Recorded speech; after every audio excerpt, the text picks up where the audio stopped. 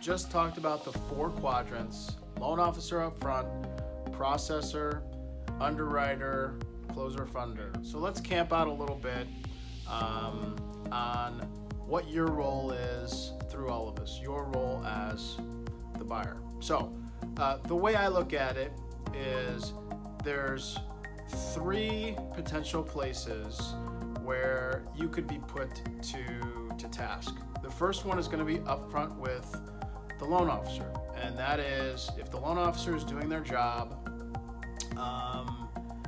they will ask you to do an application, do a pre-approval. They'll take a thorough interview, and they will ask you to send them income documents or something that would relate to either income or credit, something that they know up front will impact the loan and its approval or denial later in the process. So that could be a function of the following: your W-2s for the last few years, your K-1s for the last 2 years if you're part of a partnership, your 1099s for the last 2 years if you're an independent consultant and you earn income that way. Some people do, some people earn a lot of money that way. The last 60 days of bank statements, the most recent pay stubs, most recent 30 days of pay stubs, your last 2 years of tax returns. The nature of loans is that you look back 2 years to look ahead 30. Look back 2 to look ahead 30, because most loans are on a 30-year schedule.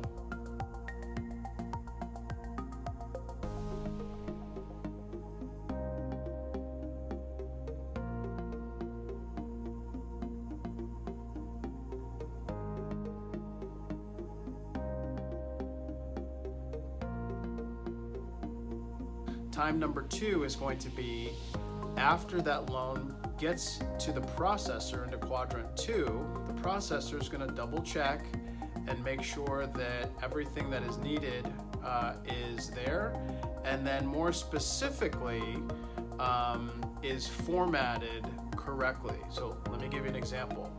One of the things that you ask for up front as a loan officer, and that's what I am, I'm a loan officer, one of the things you ask for up front are 60 days of bank statements, okay?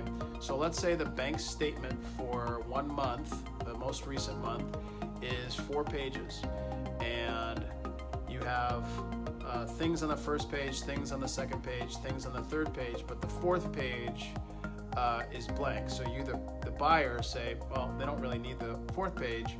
I'm not going to send that because, maybe I'm using FedEx Kinko's or something and I want to save money on the 4th page. I don't want to have to scan and email the 4th page or whatever. The processor is going to say, hey, either you, the buyer, you and the processor talk to each other, you email with each other. At a minimum, you email, but most good processors will talk directly to the buyers. And they'll say, hey, I need that 4th page, because even if it's blank, the loan's not complete until and unless they have that 4th page. And that's been true forever and a day. But it seems ridiculous, I know, but it absolutely will impact your loan. They need every single bit. Part number 3, which is when the underwriter gets them, the underwriter will evaluate the whole file and they'll issue, hopefully, a conditional approval.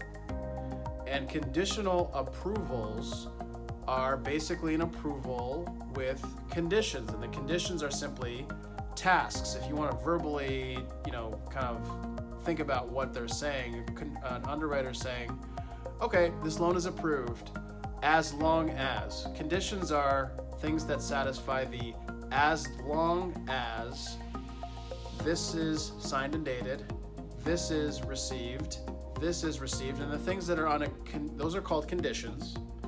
And as long as these conditions are met, so a conditional list can be super long, it can be super short. Some is a reflection of how much the loan officer and the processor can accomplish up front.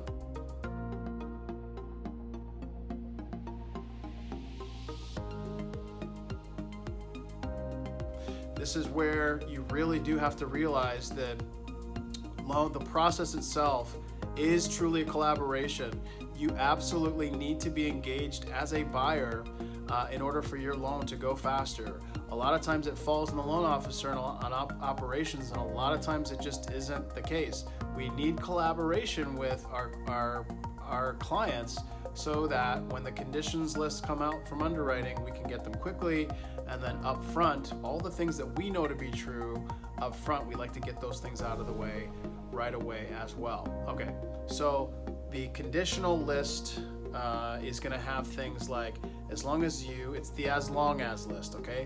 As long as you have insurance, as long as we have an acceptable appraisal, as long as you sign and date the tax returns, as long as we have the last page of the bank statement, as long as we have, the most recent pay stubs. So all of those things kind of combined, they can extend and stretch all the way into the last few days before you close on the loan, especially if it's a turnover during the month, if we need an updated bank statement, if we need an updated pay stub.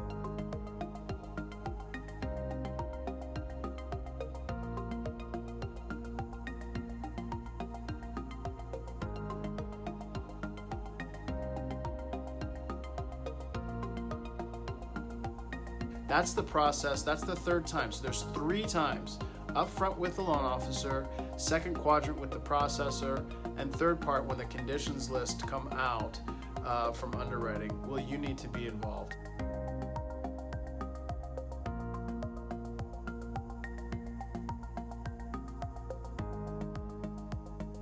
Usually if everybody's doing their job and it's a basic transaction, those 3 places will be where things come out. So in this next video, we'll talk about what it's like to close and the documents that happen at the front end of the process and at the end of the process.